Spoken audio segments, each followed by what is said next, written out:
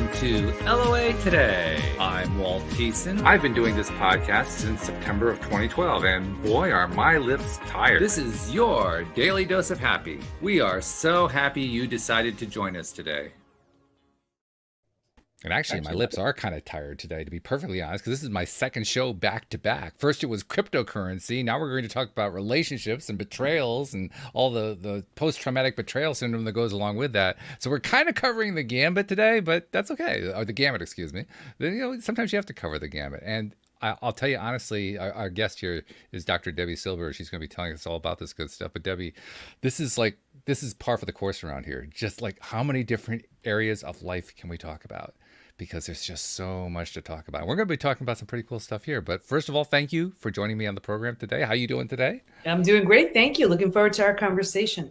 And I have to say, I have never heard of it, this idea of a post-betrayal syndrome. Let's take a step back. What are we talking about when we talk about betrayal? There's a very specific functionality going on there. Yeah, sure. Well, let me back up, and so this way everybody knows who I am. It's actually my 30th year in business, and as life would morph and change, so would business. So I started in health, and then mindset, and then personal development. And I had a really painful betrayal from my family. And I thought I did everything I needed to do to heal. And then it happened again, this time my husband. So that was the deal breaker, got him out of the house. And I looked at the two experiences thinking, well, what's similar to these two? Of course, me, but what else?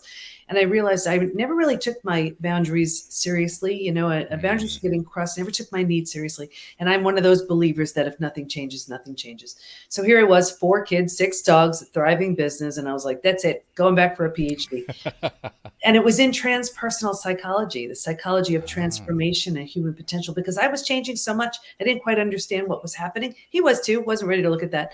And then it was time to do a study. So I studied betrayal. What holds us back? What helps us heal, and what happens to us physically, mentally, and emotionally when the people closest to us lie, cheat, and deceive. That study led to 3 groundbreaking discoveries, which changed my health, my family, my work, my life. So to answer your question, I define betrayal as the breaking of a spoken or unspoken rule. And every relationship has them. The way it works is the more we trust and depend on that person, the bigger the betrayal. So let's say a child who's totally dependent on their parent does something awful. That's going to have a different impact than, let's say, your coworker taking credit for your idea. Still a betrayal, different level of cleanup. Different feeling, yeah. Different experience, different level of victimhood, the whole 9 yards, really. By the way, when you mentioned health, it cued an idea in my mind. Listeners are going to wonder, where's Dan? Where's Alex? Well, Dan is going to be missing in action this week and next week. He'll be back the following week. Alex, unfortunately, has had another medical setback, and so she's not going to be able to join us today. But Alex, we're thinking about you. We're sending love your way. And girl, you got to heal. I mean, Debi, you would not believe what this poor woman has been going through. She has a very rare version of fibromyalgia, something that the experts have never seen before, and she's going through all kinds of heck. But she's a trooper, and you mentioned boundaries. The intro that I have when she's on the show says that she is the queen of boundaries. So I'm thinking about her as well when you were talking about what you were talking about, saying, Alex, keep those boundaries up and keep working on that healing, because, man, we need you back here. We love you very much. And it's interesting because, if you'd like, we can get to the 3 discoveries. Sure. And an unhealed betrayal is so often at the root, and it doesn't have to be anything that happened recently. It could be from something that happened decades ago. And when I share one of the discoveries, you'll see the different symptoms, illnesses, conditions, even disease that are so common. Well, all right, then let's not waste any more time. Let's dive into it. What are the 3 breakthrough areas that we need to know about? Sure. So the first discovery was, originally I was studying betrayal and post-traumatic growth. And post-traumatic growth is, I kind of look at it like the upside of trauma. How that I love that, the upside of trauma. Yeah, death of a loved one, disease, natural disaster. We tend to just look at the negative, but the truth is, sometimes you leave an experience like that and you realize life is short. The little things matter, things like that. That's that's a piece of post-traumatic growth. But I'd been through death of a loved one, and I'd been through disease, and I was like, betrayal feels different for me. I didn't want to assume it was the same for all my study participants. So I asked them, if you've been through other traumas besides betrayal, does it feel different for you? Unanimously, they said, oh my gosh, it's so different. And here's why. Because it feels so intentional. we take it Oh, so personally. So yeah, the whole makes self, sense. right, is Hmm. shattered. Rejection, abandonment, belonging, confidence, worthiness, trust, they're trashed. And so they all need to be rebuilt. So it didn't quite qualify as post-traumatic growth. It's like, yeah, you need to rebuild your life, but you also need to rebuild the self. So I coined a new term, post-betrayal transformation, which is the complete and total rebuild of your life and yourself after an experience with betrayal. That was the first discovery. Let's repeat that phrase again. I want to make sure I've got that down. PBT, post-betrayal transformation. Transformation, post-betrayal transformation, rebuilding the self. That was the phrase that caught my attention. Yeah. It never occurred to me that the self would have to be rebuilt. I mean, it almost sounds like a carburetor, but I'm sure you mean more than that. What does that mean when you say rebuild the self? What exactly is that? Yeah. When, think about it. Let's say you lose someone you love. You grieve, you're sad, you mourn the loss. Life will never be the same, but you don't necessarily take it personally. You don't lose your ability to trust. You don't feel like, you're going crazy. You don't lose maybe a sense of belonging or confidence. You see, with betrayal, because of that intentionality, it feels so intentional. So all of those aspects of the self are destroyed. And can't and it's not the same thing where we just grieve the loss. We have to rebuild the self. And here's the thing, many people don't. And that's why an unhealed betrayal will follow you around like a shadow until you intentionally and deliberately heal from everything that was affected by it. So for somebody like me who hasn't experienced that kind of betrayal, how Mhm. can I understand what that fractured self looks like? Yeah. Well, and generally, like, here's how you'd see it. You'd see it in health, in work, in relationships. For example, in relationships, I see it in one of two ways. The first way is repeat betrayal. When someone goes from friend to friend to friend, partner to partner, partner, boss to boss to boss, what the heck, is it me? Yes, it is. Not in that it's your fault, in that there is a big lesson needing to be learned. Maybe the lesson is you are lovable, worthy, and deserving. You need Mm. better boundaries in place, whatever it is. Until and unless you get that, you will have opportunities in the form of people to teach you. Like, look at my own experience. Here it was my family, right? And then a couple of years later, it was my husband. And I was like, that's it. Something has to change. I had never done anything like that, like enroll in a PhD program. I didn't know how I was going to pay for it. I didn't know how I was going to manage the time, but it changed my whole life. And now, thankfully, the lives of thousands of others, right? But it's in that lesson where you say, that's it. Something big has to happen. It changes everything. So anyway, repeat betrayals is a sign that that lesson has not been learned. Classic. The second way is people put the big wall up. They're like, nope, been there, done that. No one's getting near me again. We think it's coming from a place of strength, and it's not. It's coming from fear. Mm. And so that's how you'd see it in relationships. We see it in health. People go to the best, most well-meaning doctors, coaches, healers, therapists to manage a stress-related symptom, illness, condition, disease. At the root of it, very often, is an unhealed betrayal. We see it at work. People want that raise or promotion. They deserve it, Yeah. but their confidence was shattered. So they don't have the Mm. confidence to ask, right? Or they want to be a team player, a collaborative partner, but the person they trusted the most proved untrustworthy. How do they trust that boss, that coworker, that partner? It shows up everywhere. What you're describing, I've never been through the kind of betrayal you're talking about, but I have been through the experience of feeling shattered because I couldn't get to where I thought I should be able to get to, Mhm, and where I mhm. just literally had never had the confidence to accomplish whatever it was. In my case, very early on, I was always a very, very introverted person growing up, extremely introverted. I was so, Mhm. put it this way, I went to my 40th year high school reunion, and the most popular girl in the class came up to me at one point and said, "I had no idea you were as tall as you are." I'm 6'8", so I'm pretty tall. And as I thought about it, I realized, well, yeah, when she last saw me in high school, I was 6'6". In my junior year, I was 6'4". My sophomore year, I was 6'2". So I could kind of understand it. But it also occurred to me there was probably another reason why she was never aware of it. She never saw me. I was always in the background. I was always in the shadows. So Mhm. later on, when I tried to figure this one out, when I tried to do sales, I had nothing to fall back on. I had no training. I had no experience. My parents couldn't help me with it. I had no teachers. And I kind of pushed myself out there, and I actually made sales my first time. And then I just got into the total fear mode, and it almost destroyed me in a sense. Mm-hmm. It didn't really, but it felt like it at the time. It felt like I was being destroyed. What I actually learned later on was it was actually strengthening me, but I didn't know that at the time. In fact, we have a Debbie, by the way, who's in the live stream, and she just made a comment in the live stream. She said, "Truth, I found my inner strength after my husband of 25 years abandoned me. Honestly, it was the best thing that ever happened for me." That's what happens. But that's what happens when you're moving towards post-betrayal transformation. I'd love to get to the other two discoveries so Debbie can see exactly the work she's done. Okay.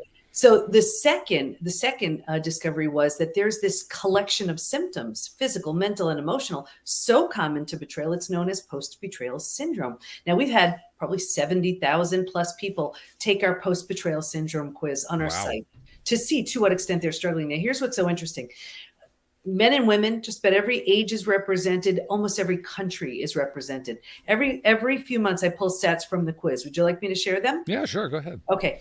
So there's a question. Here's the thing, too. We've all been taught time heals all wounds. I have the proof that when it comes to betrayal, that's not true. Oh, okay.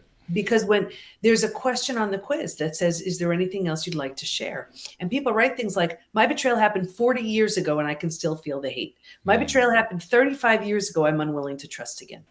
So this stuff stays with you until you intentionally and deliberately heal it. So anyway, here are some of the statistics. 78% constantly revisit their experience. 81% feel a loss of personal power. 80% are hypervigilant. 94% deal with painful triggers. The most common physical symptoms: 71% have low energy. 68% have sleep issues. 63% have extreme fatigue.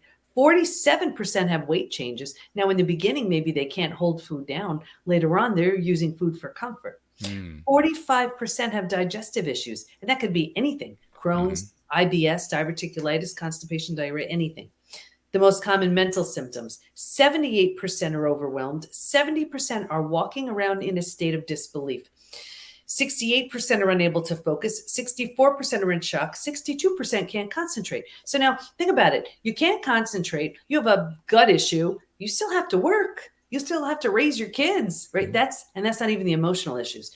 Emotionally, 88% experience extreme sadness. 83% are very angry. Very common to bounce back and forth between those two emotions. 82% feel hurt. 80% have anxiety. 79% are stressed. Just a few more. This is why I wrote the book Trust Again. Yeah, to get all the statistics in, right? Yeah, no, because of this next one, 84% have an inability to trust. 67% prevent themselves from forming deep relationships because they're afraid of being hurt again. 82% find it hard to move forward. 90% want to move forward but don't know how. Yeah, that's a pretty severe story being told by those statistics right there.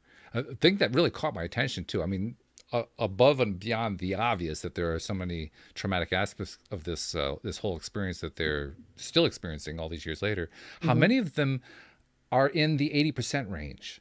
There's like a lot of them. I kept thinking about the 80-20 rule when you were writing about that. And what it was saying to me is this goes beyond your survey. This is a way of describing a prevalence in society that I'm not sure that it's necessarily all tied to betrayal, but I can certainly see how a lot of it could be. Well, what's even more staggering about these numbers, and you're absolutely right, you didn't hear me read one stat that said 20%, 30%. These numbers were high. They're high. Yeah. But what's so mind-blowing to me is these statistics could be from something that happened when you were a little kid, could be from that girlfriend or boyfriend in high school. That's what I'm saying. So now imagine that person may not know, care, or even remember. And here, we are walking around with anxiety or gut issues or sleep disturbances from something someone did decades ago. That's what betrayal does unless we heal it.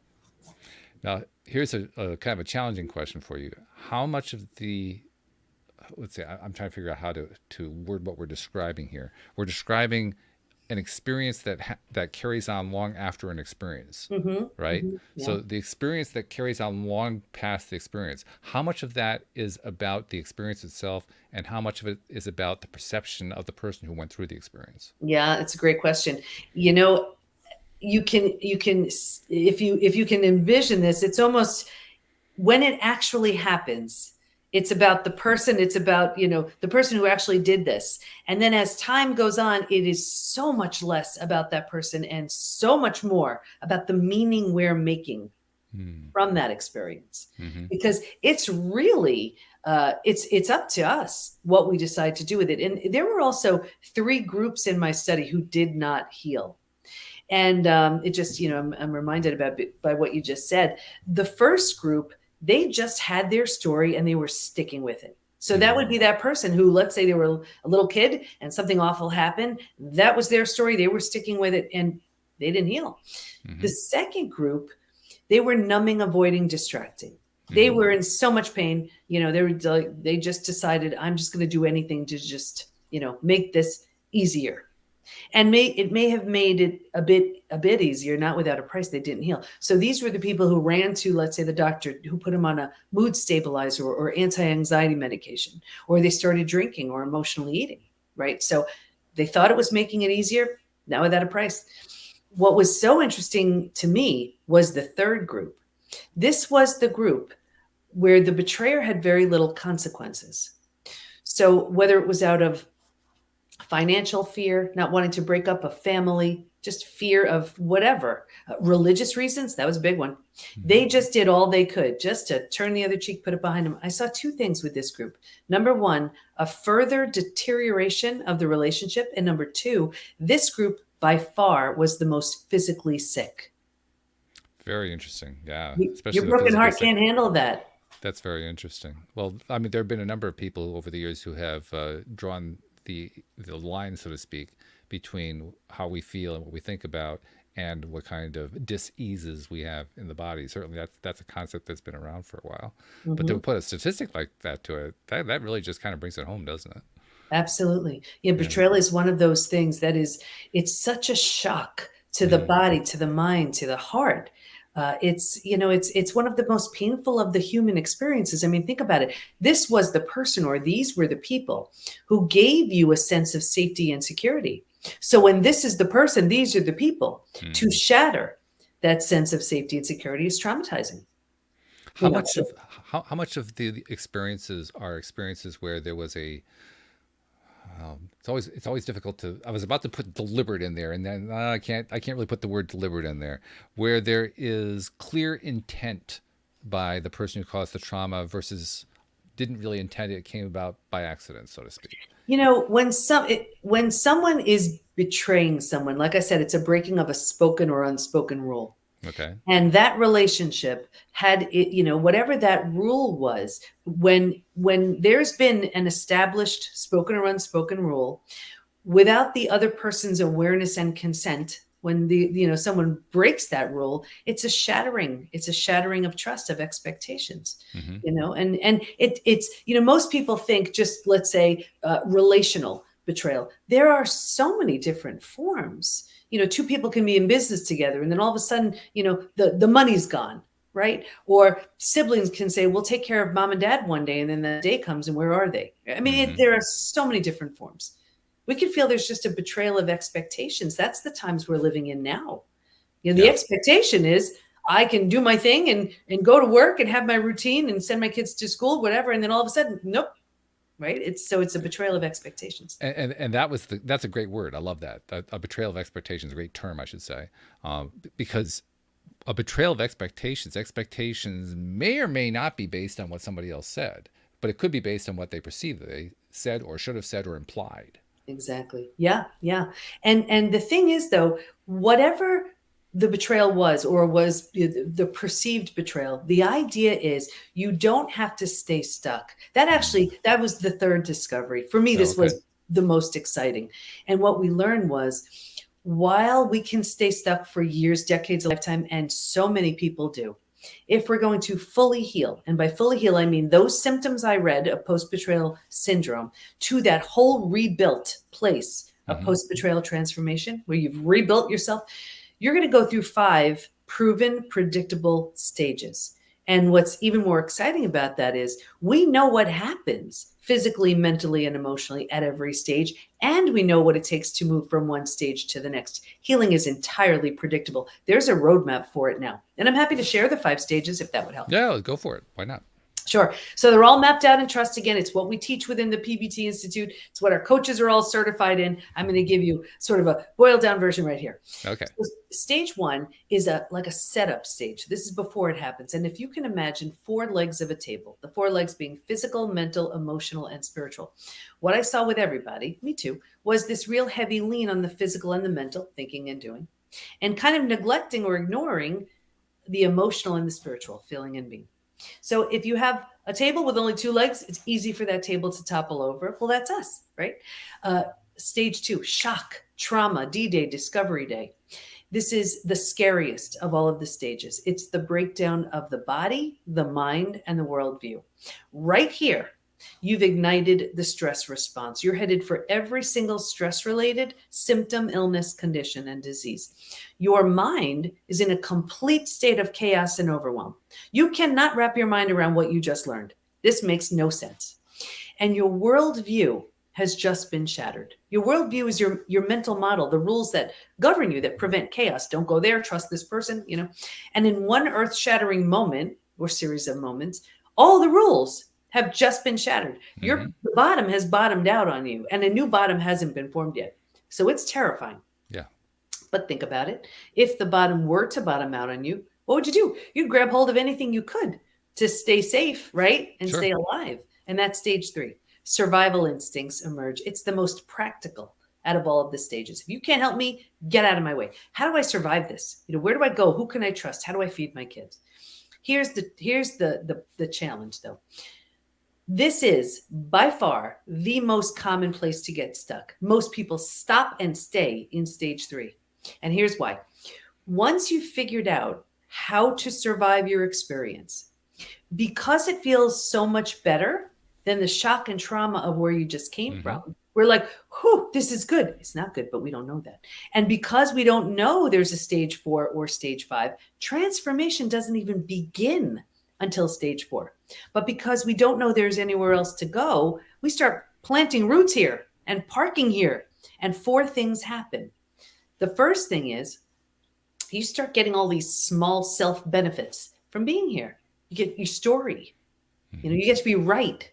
You get someone to blame. Sure. You get right? You get a target for your anger. You get sympathy from everyone you tell your story to. Yeah, right.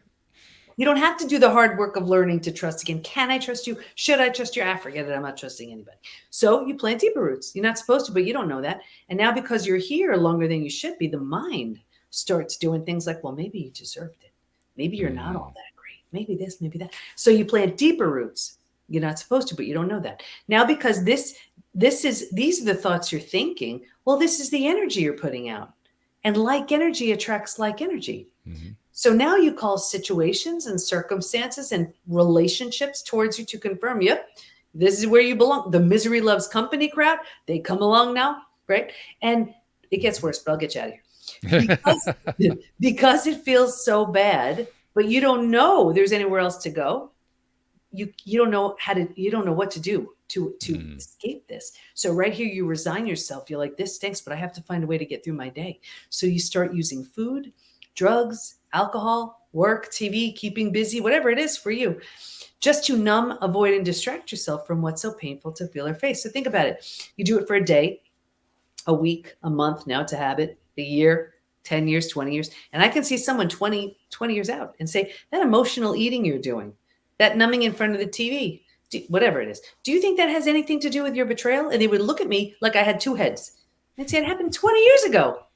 All they did was put themselves in stage 3 and stay there. Does that make sense? Yes, makes total sense. In fact, as you, what's the? Do you have a label for stage 3? What do you call stage 3? Survival instincts emerge. Survival instincts, yeah. Because when you were describing that survival instincts stage, all I could think about was the way that people so often present themselves in society. I mean, we don't necessarily know what happened in the background, but we can see call it the coping mechanism that people use to get through their lives, to deal with the stuff that goes on. And we don't necessarily see how the trauma is coming up. We don't necessarily see what goes on behind closed doors, but we can see the persona, the role that they've taken on, how they play it. It's almost like watching a character on a television show. Exactly. We can actually see the whole thing, and you see it a lot. I mean, I would say, I don't think it's an exaggeration to say the vast majority of the population. Absolutely. And I found it, well, here it was trust. So trust again maps out the 5 stages, but everybody was getting stuck in stage 3. So from hardened to healed is just for stage 3. I'm like, you bothered going through the experience. Don't stop there. You owe it to yourself to go through it. Now, here's the thing too. We can land in stage 3, and that's when we become hardened, not healed.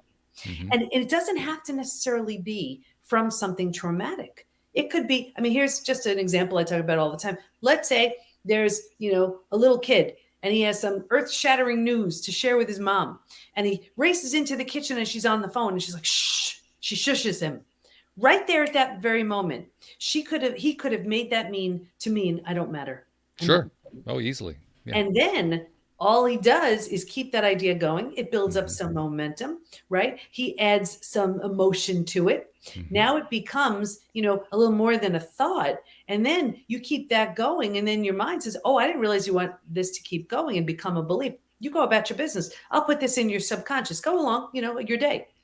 And so now some version of I don't matter is playing out. We have between 60 and 80,000 thoughts a day. Right? Some version of I don't matter shows up thousands of times a day. Yeah. So we stay in that stage 3 often, whether it's because we've survived our traumatic experience and that's it, or from just some belief that doesn't serve us that we never bothered to question. This is really interesting what you're presenting here, for a number of reasons, but particularly for myself, from my own perspective, not so much from having felt like I was betrayed, although perhaps I could tie it together that way in some way, but more in terms of that being stuck in stage 3 phenomenon. Yeah. Because I think we can all identify with it. And when we talk about law of attraction, what's the one thing we run into the most often? Well, how do I deal with my blocks? How do I deal with my resistance points and so forth? Why is it so difficult to overcome them? I mean, you're laying out a beautiful case for why it's so difficult. Probably the best case I ever heard, which is interesting. Well, think about it, because we get so much from being there. Yeah, exactly. There are so many benefits. Now, here's the thing. When you look at the benefits you're receiving compared to what you could receive, like, for example, you have your story, but if you're willing to give that up, you have a way better story. Like, look, I could have kept my story. The most important people in my life all betrayed me, right? But now the story is I run the PBT Institute, and, we have thousands of people we're helping all day long, and it's changing lives across the globe. That's a way better story, right? Sure. So, or you're hanging on thinking, well, I'm not ready to let this go. But meanwhile, in hanging on, you're causing a suppressed immune system, accelerated aging. I mean, what you're doing to yourself is and all those stress related issues and diseases. So, but we hang on for because of all those benefits. And then the longer we stay there, the more familiar it becomes and the harder it is to leave. Each time that you make reference to how it actually leads to disease in the body, I'm reminded of something that my sister-in-law told me about one time. She recently got her PhD in statistics. I actually mentioned this on the show earlier this week, so it's a bit of a repeat.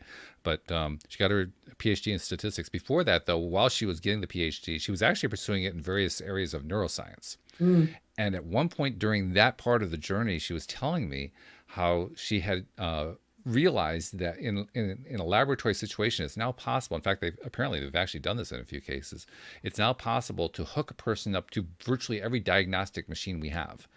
And if you do that, you can actually trace everything that goes on in the body where healing or disease is concerned. From the moment a thought is thought to what happens to the nervous system, what happens to the endocrine system, what happens with the circulatory system, how messages get passed along, what kind of messages get passed along, what the result is when you're focusing on something that's happy versus when you're focusing on something that's sad or angry or frustrated or whatever.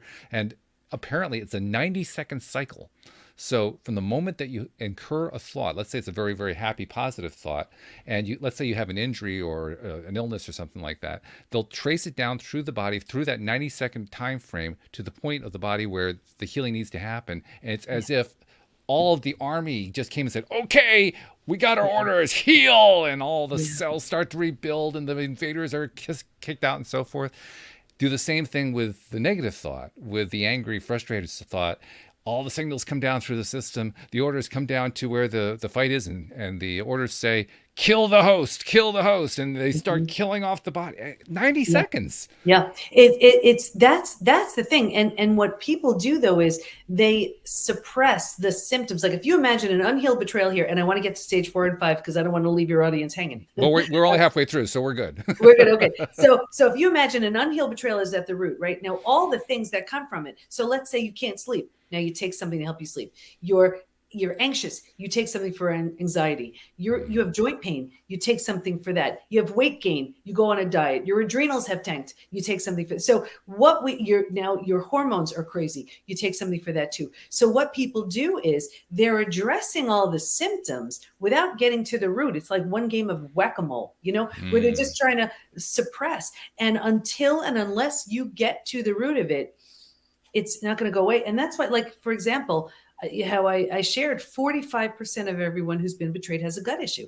Now you can go to the best gut doctor on the planet, but if they don't understand about betrayal, they're only going to take that healing so far. Yeah, I mean, that's why with our certification program, we want doctors and therapists and all these people to have access to how to move someone through the stages so they can have deeper transformations with their clients and patients. I kept thinking too about how you were describing 60, 80,000 thoughts a day, and so many of them are focused on this stuff. And it just kept occurring to me, the 90-second cycle. Every 90 seconds, a new piece of information being sent down. Kill the cells, kill the cells, kill the cells, kill the cells, kill the cells. It's amazing we stay alive. It really is. Seriously. It's virtually impossible to be healthy with a negative mind or with unhealed, unresolved betrayal.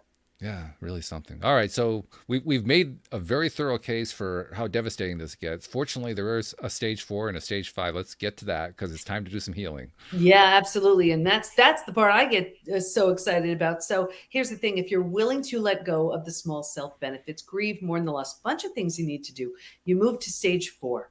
Stage 4 is finding and adjusting to a new normal. So here's where you acknowledge, I can't undo my experience, but I control what I do with it. And just in that decision, you're turning down the stress response. Yeah, you're not healing just yet, but at least you stop the massive damage you've been creating in stages 2 and stage 3. Right. And I always use the example of stage 4 feels like if you've ever moved to a new house, office, condo, apartment, whatever. Your stuff's not all there. It's not quite cozy yet, but it's going to be okay. That's the feeling of stage 4. But what's interesting is, think about it. If you were to move, you don't bring everything with you. You don't bring the things that don't represent who you want to be. And what I found was, if your friends weren't there for you, right here, you've outgrown them. You don't take them with you. If they don't rise, they don't come. And I hear all the time people say, what the heck? I've had these friends 10, 20, 30 years. Is it me? Yes, it is. You're undergoing a transformation. And if they're not matching up to who you're becoming, you may love them for who they are, but you don't take them with you. Very common. That's a cool answer too, because it kind of turns around what the original meaning of that was. What's wrong with my friends? Well, there's nothing wrong with them. And there's nothing wrong with you. What's happened is you've grown. That's it. You've gotten better. Yeah, I did 2 TEDx talks. Actually, the first one, Stop Sabotaging Yourself, speaks to this, where, let's say there's one person who dives into personal development. They're like a kid in a candy store, and they want to share it with all their friends, but the friends look at them like, you're crazy. What are you doing? Right. So what do? They can either let go of all the personal development stuff because they don't want to outgrow their friendship, or they just keep going and look at the friends differently. Very, very common. Anyway, when you're in stage 4, you're making it cozy mentally, you're making it home. You move to the 5th, most beautiful stage. And this is healing, rebirth, and a new worldview. The body starts to heal. Self-love, self-care, eating well, exercise, things like that. You didn't have the head for that earlier. You didn't have the bandwidth. Now you do. The mind is healing. You're making new rules. You're making new boundaries based on the road you just traveled. And you have a new worldview based on everything you've been through. And the 4 legs of the table, in the beginning, it was all about the physical and the mental. By this point, we're solidly grounded because we're focused on the emotional and the spiritual too. Those are the 5 stages. Now, the obvious question is, stage 5 sounds wonderful. You're in stage 3. How do you get to stage 5? Yeah. You know, I'm going to give you another visual too. You can, if you imagine a trapeze, right? You're holding on to 1 bar. That's stage 3. You can even hold on. Can you see what I'm doing here? You can even hold on to the 2nd bar, right? You're not going, and that's stage 4. You're not going anywhere until you let go.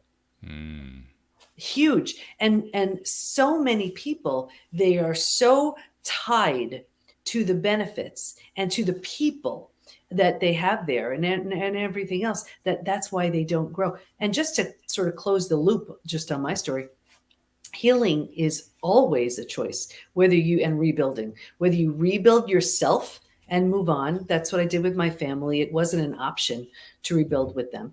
Or if the situation lends itself, if you're willing, if you want to, you rebuild something entirely new, like from the ground up new with the person who hurt you. And that's what I did with my husband. So not long ago, as 2 transformed people, we married each other again. Wow. Yeah. Oh my goodness. You don't new hear that story vows, every new day. dress, and our 4 kids is our bridal party. And I'll show you how this works. When you're in a relationship and then there's been a betrayal, you're so devastated, you're so shocked, you're so hurt, you're so sad. And then you just want that feeling to go away. And the biggest problem, this is where people go wrong. They do this. No. Once there's been that betrayal, and this is your opportunity to grow. So here's what happens. And this is all we do within the PBT Institute. We help that person grow physically, mentally, and emotionally. Now, if you're so tied to this person and you're doing this, you know what you're going to do? You're going to sabotage yourself because you don't want to outgrow them. But you like it here, but you're going to keep sabotaging yourself. And then you know what you're going to do? You're going to say, well, why can't they do this? Because they're not ready. So when you do this, but if you're so committed to them, all of a sudden that day comes where you get this, where they're like, ooh, what happened to you? And you're like, oof, I'm really not interested in you. So the whole idea is you do the work to get here. If this person, you know, they may say, I better step up my game to meet the strength of this person. But if they don't, you've simply outgrown them. You go your own way. Either way, if this is where you live, this can't help but show up. So in my case, that was the deal breaker. So I did this. My husband on his own, he did this, and we met back up here. By the way, since most people are only hearing audio, you have to understand. Oh my goodness, I'm sorry. That's all right. What Dr. Debi was doing, she had one hand representing where she was growing to, the other hand where the other person was, and she was raising the first hand much higher than the second hand. That's where she was describing, well, you're up here and he's down there. And yeah, it makes a whole lot more sense when you know it that way. Yeah. Oh, sorry about that. That's all right. No problem.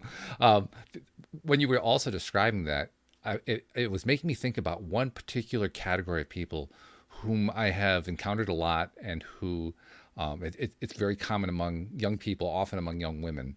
That is, you see it on social media all the time. People saying, "How do I get my ex back?" Like, and they're all about that. It's like it becomes almost self-consuming.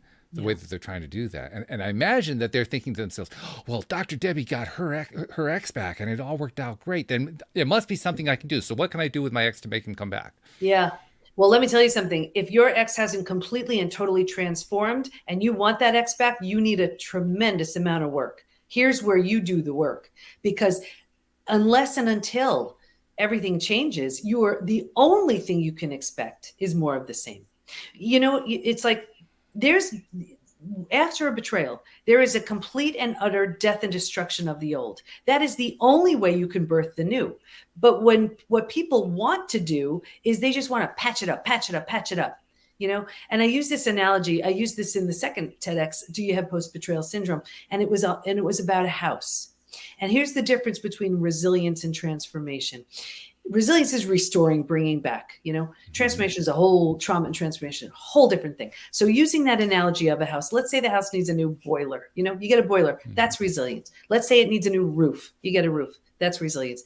Here's trauma and transformation. A tornado comes by and levels the house. Yeah. A new boiler's not fixing it, and a Not new really. roof's not fixing it, and both aren't fixing it. And here's the thing. You have every right to kick and scream and cry and mourn the loss of your house until your last breath. However, should you choose to rebuild the house, you don't have to, but if you choose to, why in the world would you build the same one? Why not give it, right? Why not give it everything the old house didn't have? Why not make it so much better and so much more beautiful? That's the opportunity. But if all you want to do is get your ex back, how do you know what sort of work they've done? How do you know if they've transformed on any level, right? If you just want them back, that's an opportunity for growth. So much. Well, plus from what I've seen, most of the people who post this kind of thing, they figure it's the ex's problem. Yeah. And they want to know what can I do to fix the ex? Yeah. Well, here's the thing. When it comes to so much of this does have to do with the ex, but you can't fix them. You can't fix them. They have to want to fix themselves. Like here, I'm going to give you another analogy because these analogies just show you exactly what I'm talking about. I look at trust like a brick wall. And the only way I know of to build a brick wall is brick by brick by brick, right? Every opportunity someone has to show that they're trustworthy. That's one brick in the brick wall. But now imagine, and that's why it takes a long time to build. But imagine now the person who built the brick wall shatters the whole thing. You could look at the rubble of bricks and say, I don't have the least bit of interest in watching that thing get rebuilt. Totally fine. Walk away. However, if you're willing, that would be the only thing to ask of you, the person whose trust was shattered. The other person has to be a really good bricklayer.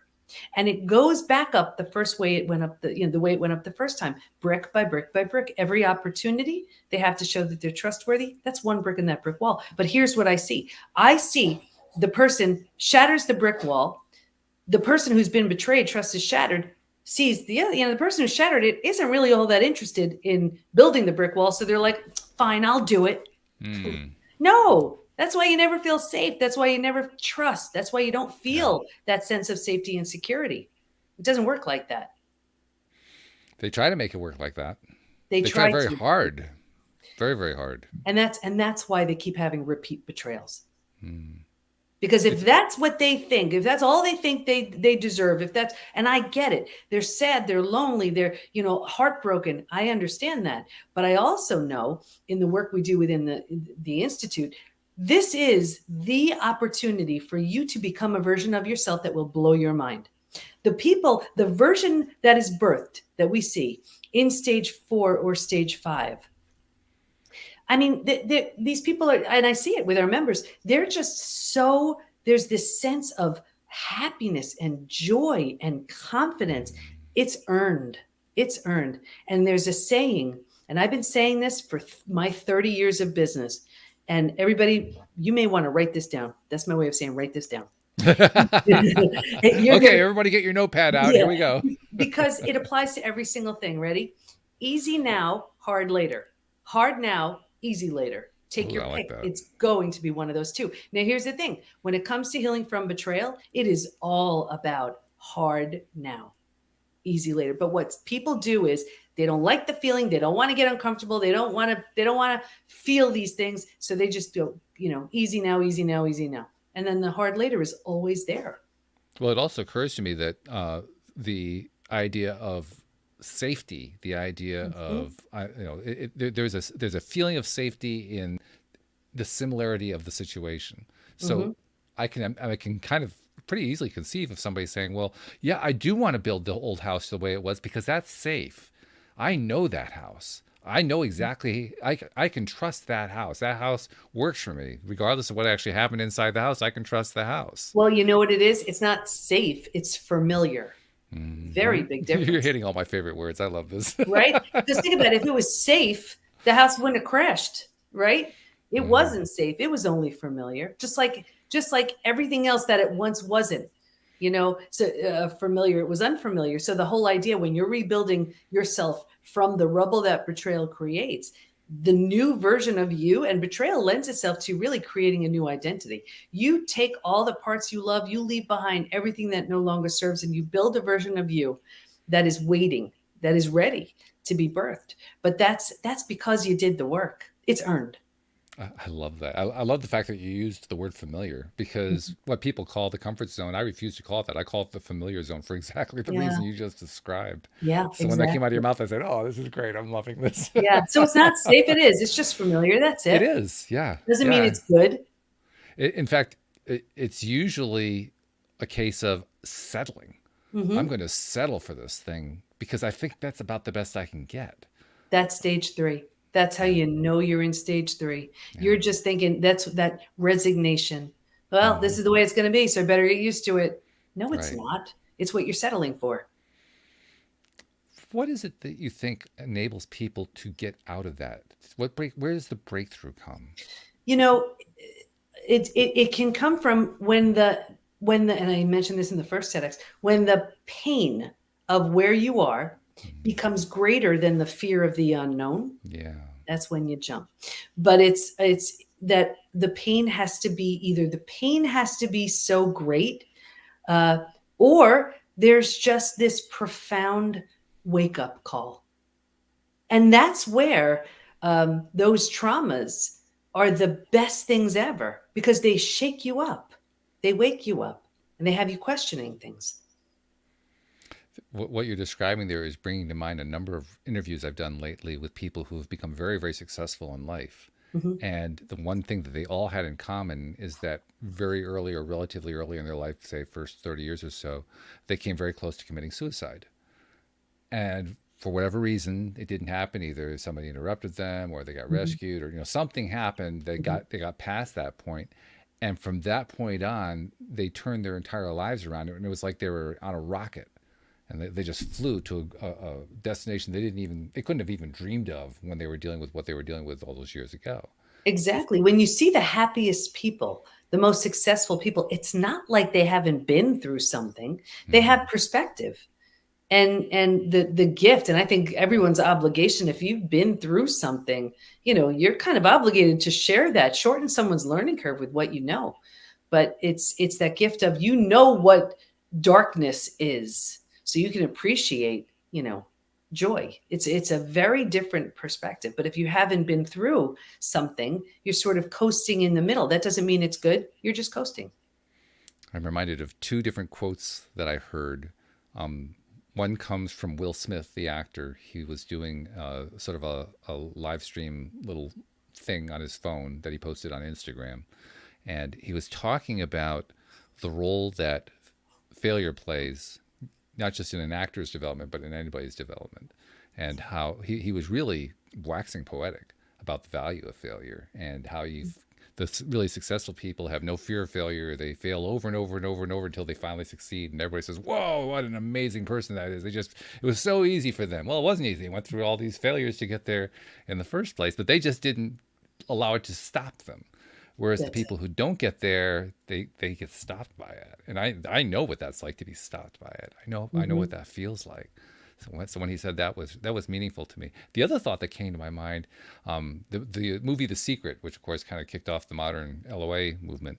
One of the lines in there that really sticks out in my mind comes from Jack Canfield, who is of course the author of the Chicken Soup for the Soul series, and he's talking about these traumas that go on, these messages that we get when we're growing up, and all this kind of thing. And his response is, well, everybody has those, so that's kind of like, so what? But your point here is, yeah. So what? Yeah. It's a different way of looking at the same thought. Yeah. And that's it. I mean, when you think about it, it's all our perspective. There could be two people in traffic. It's the exact same thing for the two of them. You could look and you see one banging on the steering wheel and drowning in a sea of stress-induced hormones, right? And then you look in the other lane and there's someone, listening to music, catching up on phone calls, relaxing. And it's the same thing. Right. It's the same thing. What the meaning we're making of something and how we move through it makes all the difference in our happiness, in our health, in all of it. So I'm going to ask you a question that ties in directly to what my philosophy has evolved into, which is that much more than most of us realize, we always have the option to choose whatever it is we're going to choose about how we're going to experience and respond to and react to, including emotionally, to anything that happens in our lives. Mm-hmm. And I remember the first time that concept was presented to me, my first initial reaction was, that's impossible. But as time went on, I had plenty of great teachers. That's one of the nice things about doing a podcast for 10 years. You get great teachers. Let me tell you, anybody want good teachers, start a podcast. You'll love it. But the point is, I had some great teachers who kept kind of working on me as we're talking about all these different topics. And over time, I began to dare to experiment with, well, can I have a different, is it possible to have a different response than the quote programmed unquote response that you're supposed to have when a sad situation happens or a happy situation happens? Is it possible to experience what is normally called a sad situation and you have a happy response to it, or you have a laughing response to it? Or is that possible?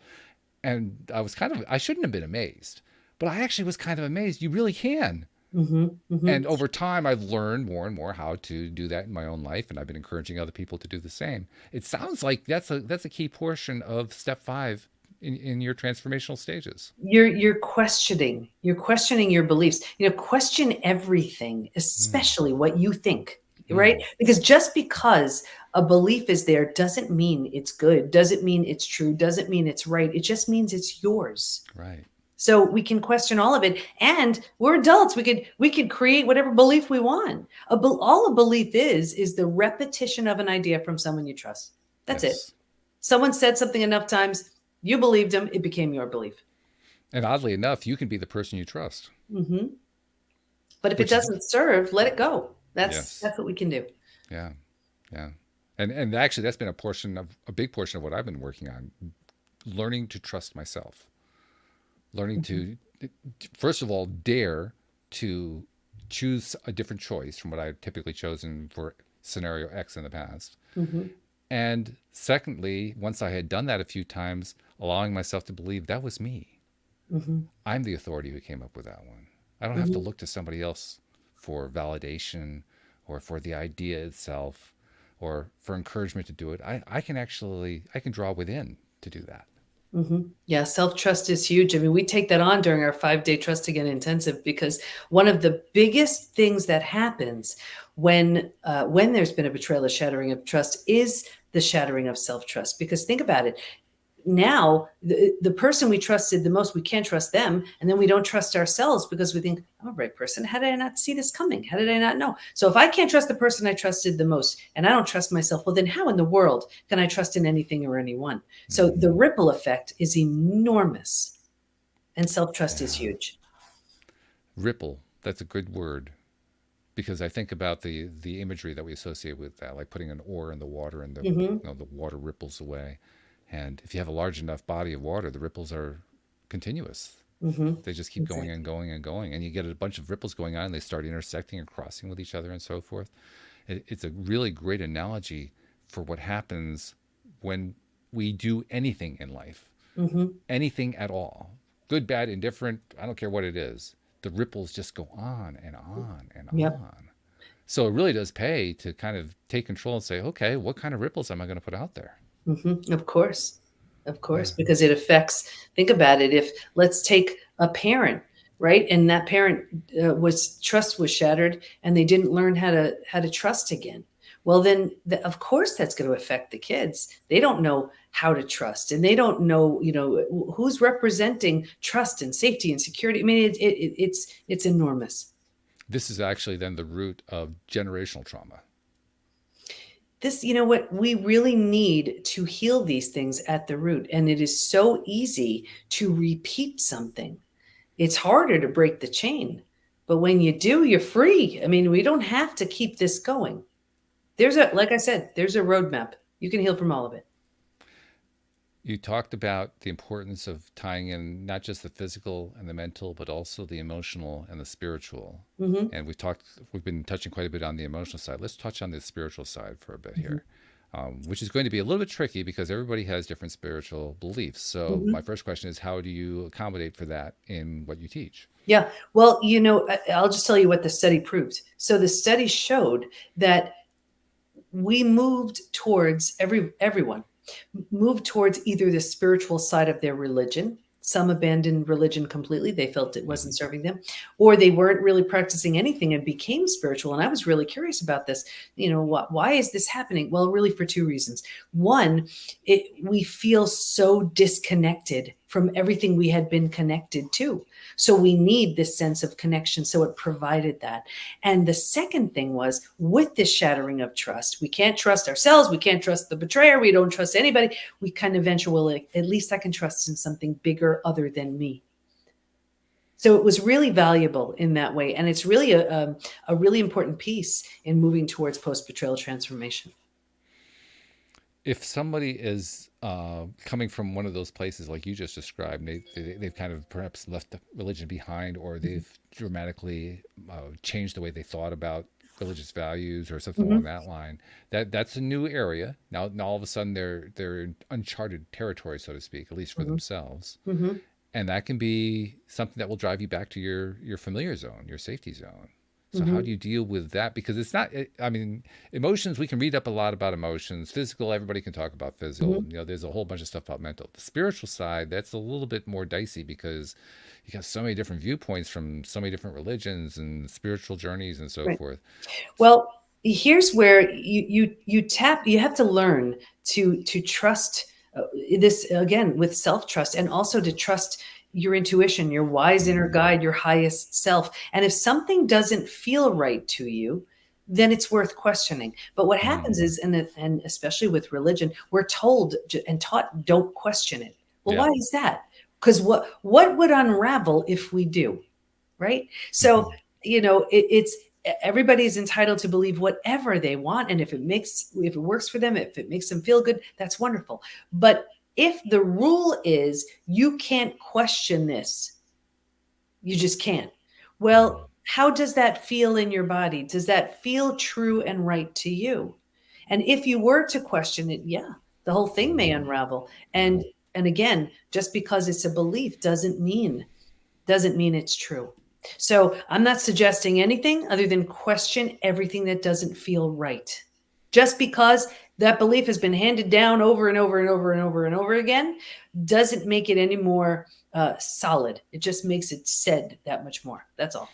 And speaking as one who very early in his young life pretty much left an abandoned religion behind him, took a while to find my bearings after that. But once I found my bearings, best decision I ever made.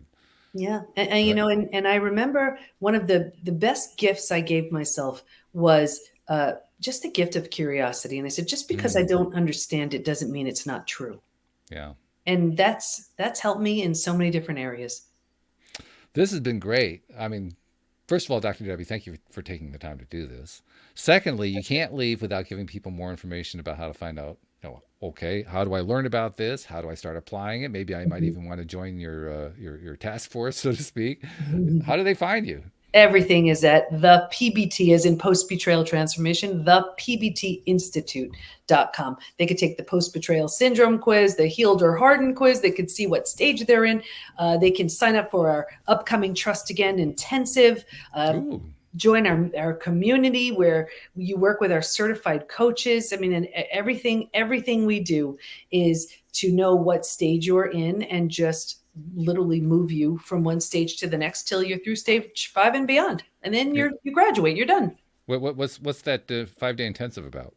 This is just a deep dive jump start into learning how to trust again. So, and it's like the 5th or 6th time I've done it.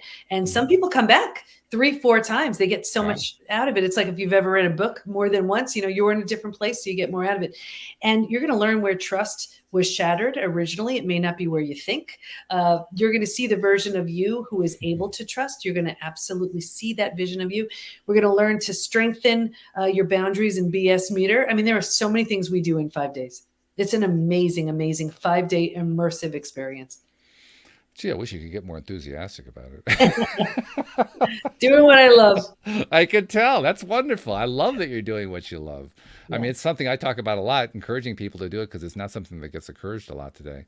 So when I get a guest like you who obviously so patently loves what you're doing, I just smile from head to toe.